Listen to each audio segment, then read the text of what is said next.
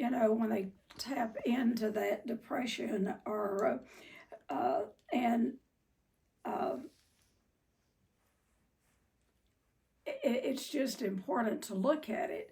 And if you have been diagnosed with depression, it's about taking even more additional caution about allowing yourself to sink into that after Christmas blues. Uh, I'm not, for me, I don't know. I've always, and I mentioned last week, I had that deal when I was a little kid and read, I was about 10 and read in the Reader's Digest, a man said that we need three things to be happy. And those three things are someone to love us, and something to look forward to. And I don't care if you live alone or if you are surrounded by people, you can still feel depressed if you allow yourself to get there and stay there, after the holidays. So, and it's something that addicts, we cannot afford to do. We cannot allow ourselves to get there because when the feelings come up, relapse always starts way before we pick up. In fact, our family members usually will recognize the relapse before we do because it starts in the behavior and in the depression and in the anxiety before we ever pick up. And so this is why we have to really, as addicts, have to guard against. That's a luxury that we can't afford, and that is to be depressed and to have. We're all going to have down days. That's a given, but we must not stay there as addicts because the feelings, whatever we feel, turns into a thought. And when we feel really down, our brain will say, well, I know how you can feel better. And we will reach out, to a substance, and maybe it's not the one that we've had before, but maybe we'll create a new one, reach out to something else. So, in thinking about a lot of people get into the fear of the new year, fear of change and what's going to happen and this and that. And so when I was thinking about talking about this, you may not need to review them, but I thought, those of us that are in a 12-step program, we are blessed. We are blessed beyond words that we have a program. I mean, a 12-step guidepost to take us from the feeling into, through it and help us see it. So, what I'm going to do, and y'all may not need this, but maybe I do.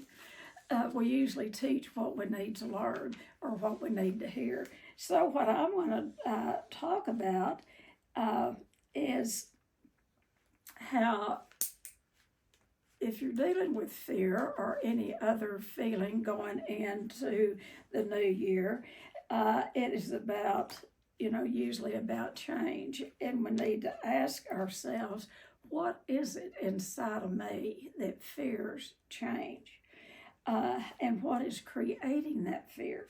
So I'm going to go through the steps, and I know I am preaching to the choir here, but maybe I'll need to review them because, the steps were written by Bill W., the founder of Alcoholics Anonymous, Bill and Dr. Bob. Actually, Bill penned them, but it says the first 100 people contributed to them. But it's basically the 12 steps were written by Bob with help with Bill with help from Dr. Bob. And so it is a planned program of action. And I have found that these steps will work with anything. It doesn't have to be just an addiction. You pick the problem, the steps will work for it. And after a while, the steps become a working part of the mind and body. It's like when we get in the depths of fear or depths of a problem, if we will catch our breath and pause long enough to invite God into it, those steps are going to automatically kick in place. So the first step is admitted we were powerless. Powerless. We have a friend that is on my friend Bob's meeting every Saturday that talks about powerlessness. You know, he talks a lot about powerlessness. And so the first step is admitted we were powerless. What are you powerless over this morning, you know, going into the future? What are you powerless over? And are you allowing it to, you know, powerless and and that our lives have become unmanageable? What are you allowing to come into your life that makes your life unmanageable this morning? And by the way, these steps are written in past tense. The reason they're written in past tense because the folks who wrote them this is tried and true with them. This is after they had spiritual experiences and spiritual awakenings, and then the steps were revealed to them. So the problem is we just have to figure out what is the problem. It's that simple. What is the problem? And then the next step 2 is came to believe that a power greater than ourselves could restore us to sanity. Now, Bill W. was a master of the English language, and he said to believe is to have a suspicion. Newcomers have no idea that if it will work for them or not. That's why they go to meetings and they see recovering people and they hear them talk and they think, I want what they have. You know, I want that. And so came to believe is just to have a suspicion. If it works for other people, you know, it might work for us. And then in step 3 is we get to make a decision. Step 3, and regardless of if you're dealing with something, regardless, because I'm looking out here and every one of you are sober. Every one of you are in recovery. So I'm talking about life's problems, how the steps can work with life problems. And step 3 is made a decision to turn our will and our lives over to the care of God as we understand it. Now, our will and our life is our thinking and our action and our behavior. So at step 3, we just make a decision. Do we want to stay in the problem and waller around in it and fret and wring our hands and all of that? Or do we want to go toward the solution and put it in God's hands? You know, God gives us a free will. The God that I understand could zap us all well in an instant. You know, that's how he is. And he would have made us all robots. He gave us a free will. We could either choose him or not choose him. So step 3 is made a decision to turn our thinking and our behavior, our actions over to the care of God as we understood God. And then after that, you know, right after step 3 in the big book, it says we go into a fearless moral inventory. Now, that inventory is step 4. Now, one of the things that we look at in step 4 is what is shutting us off from the sunlight of God's Spirit. I'll give you a hint of what it is. It's our resentments, our self-resentments, and self-pity. You know, a resentment is somebody does something to us. Maybe they gossiped about us. Maybe they did something, cheated us. They did something bad to us. They did something bad to us, and we have a resentment toward them. And maybe we go to them and blow up at them. That's what I used to do during my raging days. Would blow up at them. And then we'd back off and feel bad about ourselves. Oh, why did I do that? So not only do we have a resentment toward someone else, now we've got a resentment toward ourselves. That's self-resentment. And then we get to thinking, well, if they hadn't done that to me, I wouldn't have had to blown up at them. We rationalize, and then we get into, well, bless my heart, they have been bothering me all my life and have been letting me down. And we go from from resentment to self-resentment to self-pity. That self-pity is that part of resentment. It's the poor me's. Pour me another drink, pour me another milkshake. Self-pity is the number one feeling, that character defect that will get us back into the substance quicker than anything. When we get out in there, it's after the holidays, poor me, maybe it didn't turn out just like you wanted it to. Poor me, no one came around. Poor me, just pour me another drink, or pour me another milkshake, or whatever. So those poor me's are deadly. And then another thing we have to inventory is our fear.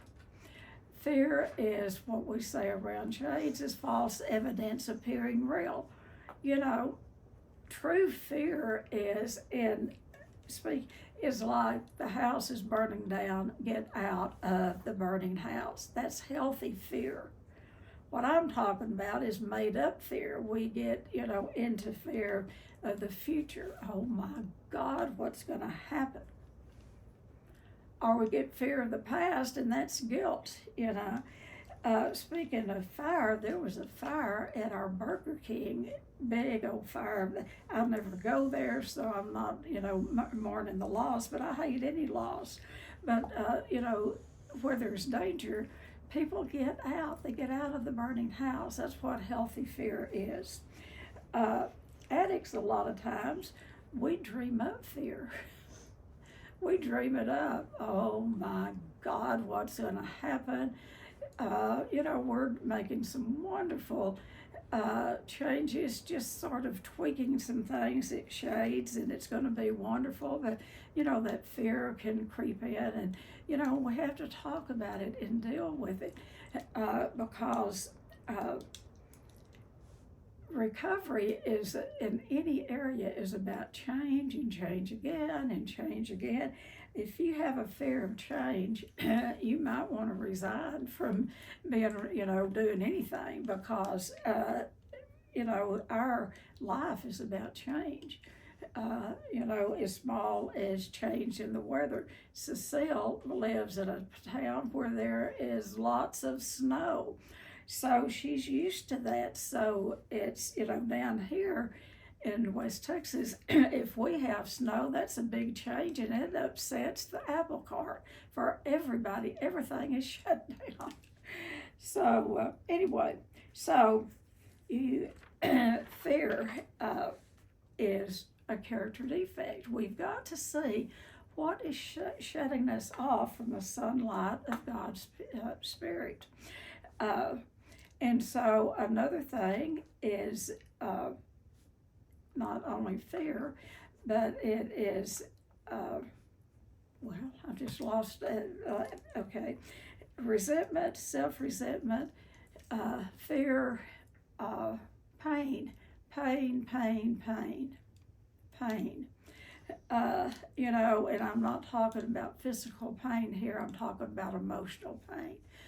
And this is the kind of pain that people can get into after the holidays, is that emotional pain. And so we have to look at that. And then we have to look at, I am just drawing a complete blank, and I've done this 5,000 trillion times, but anyway, that's all right. I'm probably talking about something I'll need to look at. But anyway, after pain is in resentment and fear, is we've got to look at problems in the sex area. That's just what, everybody that's a human being will have some form of problem in the sex area. And a lot of people in the 12-step program will do an annual inventory, or they'll do a mid-year inventory, and they will inventory all of these things. And a lot of times, in the 5 steps that I've listened to, there may be one thing on, if you've been in recovery for a long time, you may just have one little thing on there. But a lot of times it has something to do with sex. And a lot of times it is about not so much the act, but the looking outside the marriage, or going to meetings and looking around, trying to find you a sweet thing there. It is those things people have got to be honest about them. And sex is the most natural act, and God gave it to us for procreation, to build up the world, with people. Otherwise, we'd be overrun by animals. And God knew to make sex pleasurable, or, the stubborn people that we are, we wouldn't ever get around to doing it if it didn't feel good. So, sex, that's why, so we need to inventory sometimes that sex area. And then we have to look at which one of those is shutting us off of the sunlight of God's Spirit. And that's what we do in that inventory, because the opposite of, of how God is and what God offers us, the only thing that will offset resentment, self-resentment, and self-pity is love, tolerance, and patience. Love, tolerance, and patience. Tolerance and patience is a little different. Tolerance is about actually tolerating the intolerable. Being around somebody that you absolutely cannot stand.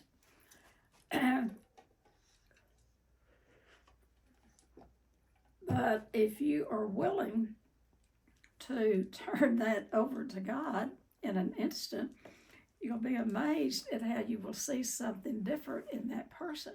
So love, tolerance, and patience is the only thing that can offset resentment, self-resentment, and self-pity. Patience is, my dad used to say, you're the most impatient child I have ever seen. I still have to deal with impatience, but I'm aware of it today. And at my age, I don't get quite as impatient as I used to, because when I get impatient, then I have to do something about it and take some action. But being patient is a little illustration. You go to a doctor's office. You are a patient in that doctor's office because you're sick. If you sit there 2 hours waiting for the doctor to see you, and you're not throwing a fit and going up there and cussing out the receptionist and all of that, if you're not doing that, if you're just sitting and knowing that doctor probably has an emergency behind those doors or something, if you can sit there and wait your turn, you have patience. So there's a difference between patience and tolerance. So, and then what offsets pain is, I'll be back with you on that, but what offsets sex is wisdom. We have to have the wisdom to know the difference, what we're getting into, and to judge each sex situation with wisdom. So I guess I needed to go over this fourth step, especially. Maybe I need to take another one because I'm forgetting part of it. But you'll excuse me because, I've got this old brain. But anyway, I've done this 5 million times, but that's all right. So we're still going to go through and look at the steps after you do a good 4th step. And if you've been around a long time,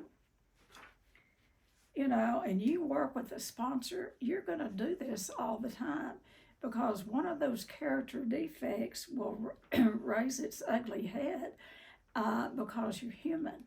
And if you've got a good sponsor, and you can call that sponsor, and you'll either tell them about it, or hopefully they will recognize it. And when you do that, they'll give you something to write about or to look up about it. But if it keeps happening, your sponsor may say, you need to do another 4th step. You need to do another inventory. And so when we do that 4th step inventory, and that is made a searching and fearless moral inventory of ourselves, Then we do step 5, and what step 5 is, we just admit all of those faults, those things that come up in step 4. We admitted them to God, to ourselves, because sometimes we want to try to fool ourselves.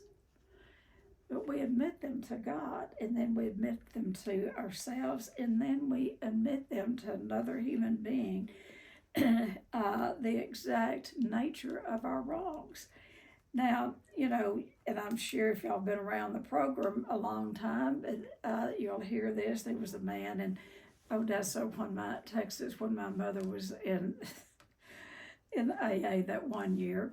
And this has been like over 65 years ago. But what he would always tell about in his talk was when he did the 5th step, his first 5th step.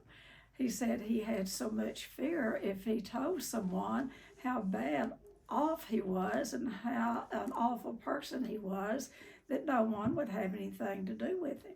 So what he did, he went down to Mexico, and he found somebody on the street that couldn't speak English, and he paid him $3 to listen to his 4th step. And he was serious about it. It wasn't a joke, but when he told it, it was funny. And he said he got the relief. He got the relief that he needed because he said it out loud to another human being. Now, we really encourage you to do that 5th step with a sponsor. And what that 5th step is you just share what's on that 4th step.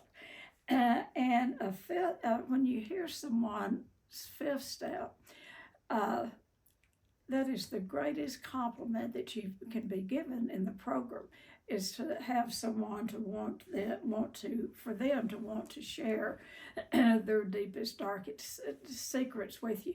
And really, a 4th and 5th step is not really just looking at all that bad stuff.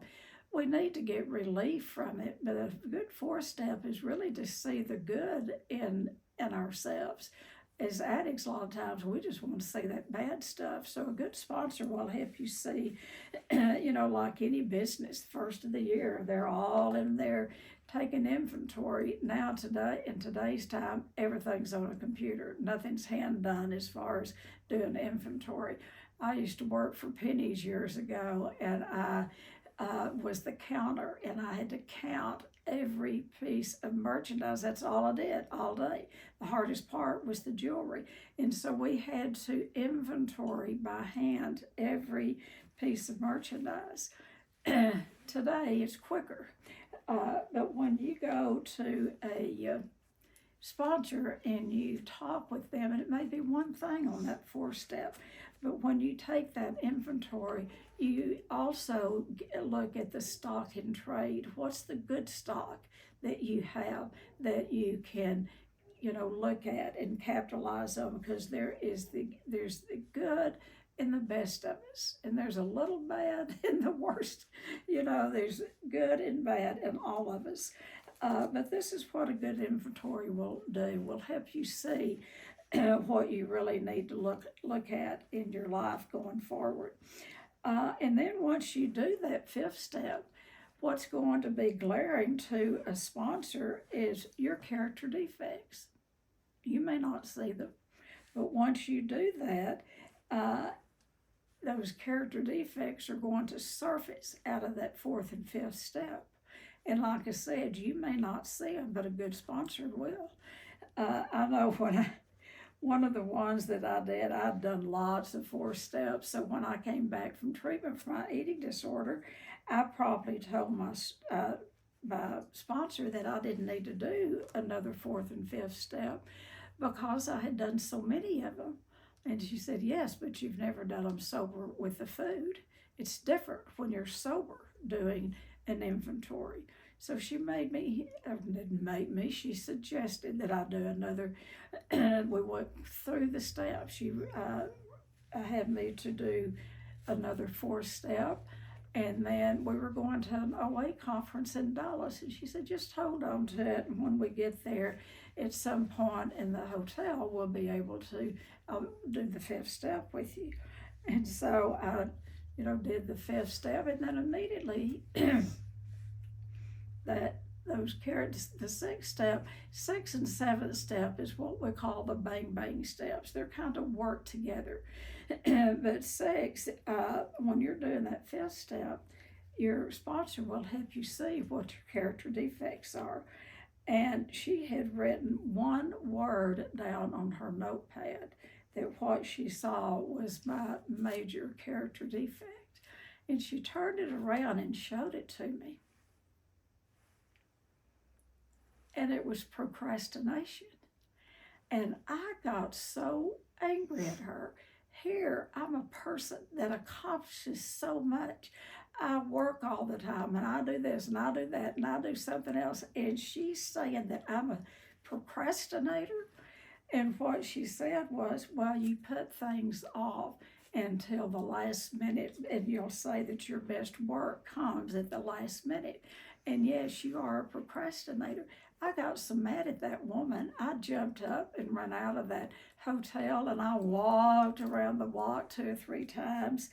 And so when you have a reaction to a character defect that someone, your sponsor, helps you see, you might have that character defect. And I began to work on that. But it ruffled my feathers. So, and those defects of character are going to come out of that 4th and 5th step. And then the 7th step is we just humbly ask God to remove our shortcomings being what we're short of. That is, we're short of humility, love, kindness. Those are the things that we're short of. And so we've got to look at the things that we need to have removed, the shortcomings that are on that negative side. And when you begin to be really in a 12-step program, they're going to speak 12-step language to you. When I came back from treatment, while I was in the treatment center in LA, Roseanne, the founder of Overeaters Anonymous, came to she'd been invited to come speak to us there at the treatment center, and there wasn't but like 4 or 5 of us, maybe 3 of us at that time. It was the unit had just started, all of that. But anyway, she gave me her card, and she wanted to know where I was from, and I told her Texas, and she said, well, give me a call sometime. And I said, well, yeah, but you're the founder. And she said, people don't call me like they used to. Don't put me on a pedestal. I'm just another recovering compulsive overeater. So I had her card when I came home. And so when I came home, I've been in LA where there were huge meetings that we were taken to every day, 150 people. I came home to a town where there was not one single OA meeting and not one single recovering person. And I couldn't get out of my house. That fear set in because I had been in a cocoon during that treatment, and I had been absent off of sugar and white flour and laxatives for the first time for sugar since I was 4 years old. And for the laxatives, for many, many years. And so I came home on shaky grounds. I was like a deer on new legs, a new deer just born, just real shaky. And so I called the one woman here, Wanda's not on here this morning, but I called the one woman here that I had gone to OA with and asked her if she would be willing to help me start back a meeting. And she said, I don't think so. It really didn't work for me. But later, 2 or 3 days later, she called me back. But anyway, I was at my wit's end. I didn't know what to do. Couldn't get out of my house to go buy groceries. There wasn't anything in the house. I just come home from treatment. I was a mess. And so I got that card out of my billfold and I called Roseanne. And the minute I heard her voice, I told her I just got home from treatment and I didn't think she'd remember me. I described where we met. She said, of course I remember you, Tennie. You're a Tennie from Texas. And then I started crying, and she said, well, what's wrong? And I said, there's not anybody here in recovery, la, la, la. And she said, well, call Eileen down at Houston. Go down there and talk to her. I said, it's an 8-hour drive. And I was just crazy. She said, okay, well, I'm going to tell you what you need to do. You need to go in there and get on your knees and take step 7. And if you're wondering what character defect to ask God to remove from you, what it is self-centeredness, self-pity. You ask God to remove that self-pity from you. You get up off your knees and off of your butt, and you go to work and you start meetings. And all you need, like the big books, like they say in AA, you only need one other person in a big book and a resentment to start a meeting. You have a resentment because there's not any meetings there. Anyway, she encouraged me. She said, get up off your rear end and start meetings. And that's what we did. I called Wanda called me back, and she said, I'm interested in starting meetings. So we started them at the treatment center where I worked. We met there every Wednesday night, and by the end of that year, we had a meeting a day, every day, different parts of Abilene, Texas. And that was only because I got miserable enough. Don't give me a whole lot of credit for doing that. I got miserable enough, and I had gotten a taste of recovery in treatment, that I wanted recovery more than I wanted anything else. And that year, I devoted primarily, yes, I worked at the treatment center, but I'd go in, I was program director, so I could go in and get those, had all men working there, and I could get them all started, all those counselors started, and I'd go in and I'd listen to lectures. I couldn't do much that first year except recover. And I get amazed at people when they go through treatment. At the end of their treatment, they want to go on a big vacation, or they want to do this, or they want to do that. And what I just recommend is take it slow, take it easy. I know when I came home in October and my youngest daughter graduated from high school the following May, I know I was there because we have pictures to prove it. I don't remember. I do not remember her graduation. I was in such a fog. I was such a compulsive overeater and bulimic and codependent. I had been so sick that it took a good year for the scales to start being lifted off of my eyes. But the one thing that I did absolutely perfect was I went to meetings and I stayed on a meal plan. And I knew I had to get with people in recovery, and so I drove to Fort Worth every Saturday morning for a meeting. I did that for a year. Now, does that make me wonderful? No, it makes me willing to recover. We got to go to any lengths if we really want to recover. Okay, so then, in step 8, once you have, you're seeing your character defects in 6 and 7, and, what we recommend is quit acting out of them. You can't remove your own character defects, but you can stop acting out of them. You can stop the lying, the stealing, the whatever you did, with your character defects, the gossip, whatever. And then if you do that, God will remove those character defects. Before you know it, more will be revealed to you, and one day you're going to wake up and those things that had been an automatic habit to you, those character defects are going to be removed if you will suit up and show up and do the next right thing in the program. And the next right thing is doing step 8. This is such a simple program for complicated people. But step 8, all those resentments that you listed in step 4, those resentments and all those fears that you had and those problems in the sex area, and you had people's names written down beside each one of them. Well, this is why you don't burn your 4th step.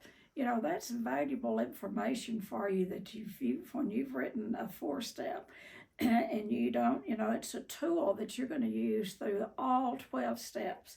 So you take that list of fears, resentments, and problems in the sex area, And in step 8, this is the simplest step to do. It says, made a list of all persons we had harmed and made amends to them all. Now, we don't go make amends to them all right at first. All we do in that step, very easy, we make a list. We make a list. And my sponsor said, and my list was long because I had over 80 resentments on my first one. It taught me anyway. I had a lot of people on my resentment list, y'all. And so she said to make them in 3 columns, make that list. The first list, first one column is people that if you saw today, you would make amends to them. The second one is maybe in the future. In the future, you'll make amends to them. That third column is people you don't ever want to see again. You do not want to make amends to those suckers. They wind up in that last column. Now, I had a sponsor. She was tricky. She was tricky. She made me start in that last column. The one that I never want. And there wasn't many on there, but that's where she made me start. And I don't know that I've forgiven her. No, I have. But that gave me a start, and she taught me how to go make amends. And I'll tell you this little story. I have a lot. On that list was my first husband. Now, I really wanted to make amends to him. And, he had deserted me and my baby son and all of that. He was a bad boy. He was a bad boy like my dad. And he had moved off. I had no idea where he moved, but I found him. And so he was on that list. Now, I didn't talk to her about this. I knew not to talk to her about this. But I had lost, this is one of the times I'd lost 100 pounds. And I was looking good. I was young then. The oil business was good. My husband had bought me a white cashmere coat with a white fur fox collar.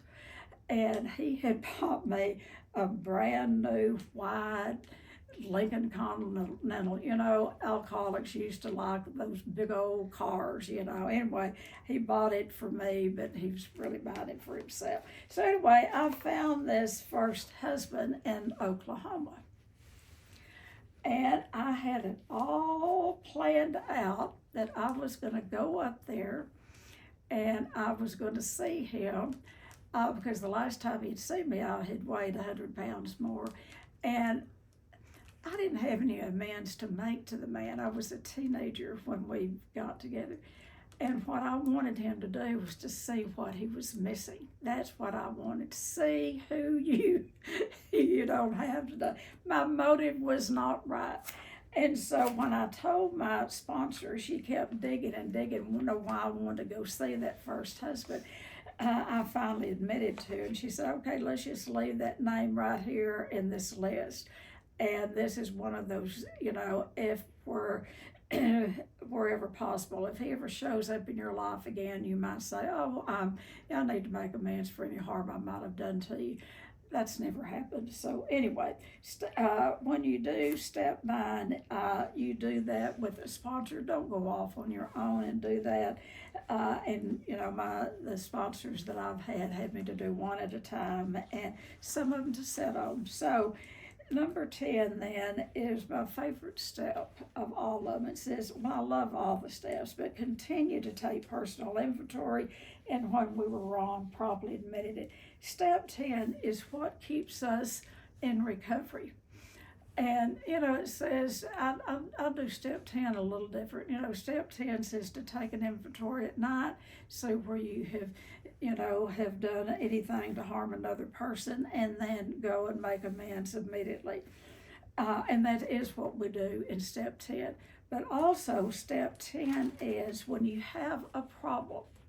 In step 10, we do the first 9 steps over. And just like that, when you have a problem. Like I said at the beginning, the steps begin to be a working part of the mind and body. So in step 10, if you happen to have a problem to come up, something that you do not like happening, maybe on your job or in your relationship or whatever, what you do is do a first step. What is the problem? And I love what our friend Tim says, the powerlessness in that problem. What's causing the powerlessness? What is the problem? 2, what's the solution? Decision number 3, do you want to stay in the problem or do you want to get to the solution? And then you do a short inventory. What is my part in this problem? Look at your part, call your sponsor, talk about what is my part in this, because that's the only thing you can do in problem solving. You cannot see their part. Their part may be much bigger than yours, but if you want to stay clean and sober, you look at your part of what's happened in a situation. And then step 5, you just get on that phone, you tell your sponsor, and she'll help you, or he'll help you see the character defect that has come up one more time, and all of this. And then they'll help you see, what's going to happen is you're not going to have any amends to make, because you won't have acted or reacted. When you do that, inventory your day, and if you've reacted and you've done something to someone else, yes, you do have some amends to make, but 9 times out of 10, we don't. We need to just look at our day and see. And this is the step 10 is really what keeps us in recovery, along with 11 and 12. But we just continue to look at our side of the street and quit looking over there at theirs. You're going to look at and see other people's, character defects till hell freezes over. But guess what? You can't do anything about that, but you can do something about your own character defects. And so I love step 10. I really love step 10. I love all the steps. And then 11, every step is spiritual, but the spiritual part really starts, like I said, each step is, but step 3 is where we made that decision to let God into our life, to turn our will and our life over to Him. And that's what we're doing. And in step 11, then, sought through prayer and meditation to improve our conscious contact with God as we understood God, praying only for the knowledge of His will for us and the power to carry that out. That's a big step. That is a big step, but that's what is going to keep us growing. These are growth steps. We want to keep on growing, and we don't want to stop in 6 and 7 and say, well, I know what my character defects are. I'm not going to act them out anymore. I'm going to do my amends and all. But 10 and 11 and 12 are called the growth steps. And if you do a good 10, 11, and 12 every day, you're going to grow in the program. And so step 11 is I started early on when I first started Al-Anon. My youngest child was a bed baby. And then I would take her to meetings because she was a good child, a good baby, and they would allow me to because they saw how sick I was. But anyway, she was about 2 years old, and I'd been in and out of Al-Anon, but I'd gone back, and I really had a good sponsor. And I was a screamer, and I would, we were raising 6 kids and had a house full of kids and a drunk husband and a drunk mom and blah, blah, blah. But she encouraged me. She said, before you make conscious contact with people of a morning, make conscious contact with God. Before you ever get out of bed of a morning. And she said, just slip out of bed, get on your knees, invite God into the day. And I started doing that, and I started getting better. And I wanted to be better. I was all right outside the house by and large. I wasn't that mean, but I was mean inside my house. I'd go at the bottom of that stairs and scream up at those little precious kids and scare them half to death, and everything had to be perfect. Everything had to be clean, and I'd get in that kitchen and, weigh almost 300 pounds. I'd be in there cooking and slapping sandwiches together and all, and I'd just be grumpy and hateful and mean. And more than anything, I wanted to be sweet to my kids. So she helped me by, inviting God into it. And then she said, into my day and into that breakfast and all. And she said, why don't you put some cheerful music on? And so that freaked my kids out because I didn't like any noise in my house. And so I put some music on, some cheerful music. I wanted to be a tap dancer when I was a little kid. And so I started pulling up the bottom of my robe, and I do a little soft shoe for the kids. Well, it shocked them to death. They did not know what was happening to their mother. I was changing through the 12 steps, through my sponsor, and through effort on my part. I would have done anything that woman told me to because I wanted to be like her. And that's what you need to do. You need to find a sponsor that has something that you want and do what they do, and then it'll happen. So one morning, and I really seldom ever oversleep, but that morning I overslept and I hit the floor running. I went to the bottom of the stairs, screamed up at those kids like I had before, rushed in there trying to get breakfast cooked and all of that. But when the kids would go to school in the morning, what I would do, and by this time I had a little bag of meditation books, and that's what step 11 is prayer and meditation. So when the kids would go to school, I'd hold that baby, and this time she was about 2.5. I'd hold her, and I'd been doing it for a couple of years, and I'd read those meditation books to her. And my sponsor had given me a little denim bag with an applique strawberry on it. And I carried my meditation books in that. And I'd hold her and read those books to her. I think I'm not going to say this, but anyway, my youngest daughter is an exceptional young woman. But anyway, so this morning I was awful. I mean, I was back to my old self, screaming orders, being hateful to the kids. And all of a sudden, I felt a tug to my house coat. And I looked down, and it was my little baby Christy, and she was holding that bag of books up.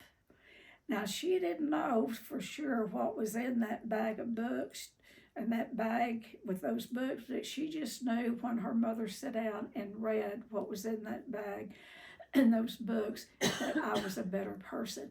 From that point on, I do prayer and meditation every morning. It grew to be an hour, 2-hour meditation. I had a stack of books up, as high as, we're all or nothing people. I've kind of narrowed them down. I don't have that many meditation books. I've worn them out. I've saved them all for my kids. They want those meditation books, and they're all threadbare now. But that's what step 11 is continue to do prayer and meditation every day on a daily basis. And then 12, having had a spiritual awakening, or an experience, but a spiritual awakening as the result of these steps. We tried to carry this message to alcoholics or to other people with other addictions and practice these principles in all our affairs. And the principles, y'all know what those principles are. The principles are they're spiritual principles, and you can't go through the 12 steps and not come out with these principles, and their acceptance, hope, faith, courage, honesty, patience, humility. Don't we all need a little bit of humility? Willingness, step 8, we get willingness. 9, we get brotherly love. That's when we really began to love people regardless of or no matter what, is through step 9. We may not like them, we may not ever like what they do, but we must love them, and that's where that brotherly love in step 9 increases. And then step 10, we get integrity. Integrity is by redoing those steps every day. You get a problem, step 1, step 2, integrity. In integrity, I had a clinical director here 35 years ago. And I had, and I was so new at this. And but the eating disorder field was new. And I had been asked to speak to a pretty large conference out in San Diego. Well, fear set in for me. Fear set in. And I didn't think I could go speak at that conference. Who am I? What did I know? And anyway, I was backing out. And I was going to use the same old excuse that I used for, because it wasn't always an excuse, it was real. What I was going to tell them is my mother was sick and I had to go take care of my mother. I had total fear of having to go speak. And that clinical director, who, by the way, she's back being our clinical director today, she said, Tennie, you're going to ruin your integrity if you turn that down, if you call and don't go. She said, that is what integrity is keeping your word. I didn't know that. I did not know that that's what integrity was keeping your word. Say what you're going to do and do what you say within what, if it's at all possible. So step 10 step 10 is integrity. Step 11 is self-discipline. It takes some self-discipline to sit down every morning and do some form of prayer and meditation. I'll have to admit, I don't do it sitting down every morning. Sometimes I do it sitting up in my bed. I've had a prayer partner for years, and my prayer partner is Misty. We do our prayer and meditation together, and we have backslid during the holidays. We haven't done quite as good, but we're getting back on it today. But I've never failed to have that period of prayer and meditation. Does this make me perfect? No, it makes me willing to recover. And I know if I don't invite God into the day, it is going to be messed up from the get-go. And so step 12 is service. Step 12 is carrying the message. You don't carry the person, you carry the message. We cannot get anyone sober, or we cannot force recovery on anyone. What we do is, it's a program for attraction, not promotion. At first, I wanted to carry a banner and go out and recruit everybody with the 12 steps. Everybody needed it. But it's only for those who want it. So I just wanted to go over the steps. I guess I needed more for me. But they still remain through everything that's happened in the field and everything that's still happening in the field. They still remain one of the top modalities in 74% of treatment centers across the board today. Now, in that 74%, they may not all teach the 12 steps. They may take people to a meeting, but somehow they will introduce the 12 steps. Our program here, the 12 steps has always been a big part of our program here, because by the time people leave here, they know how to work the steps. They know how to live the steps. They know how to get a sponsor because they have one before they leave here. And so that's what I have today. Like I said, we usually give what we need to receive, and I guess I needed to talk about the steps this morning. I love them. They've saved my life many, many times. I've got some people on here that work the steps, who live the steps.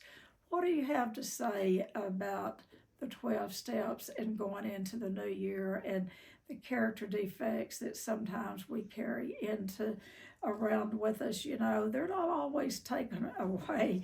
We have to do the opposite. The only thing that offsets resentment, self-resentment, and fear is love, tolerance, and patience. Joseph, what do you have? I haven't seen you for a while. What do you have about the steps? Well,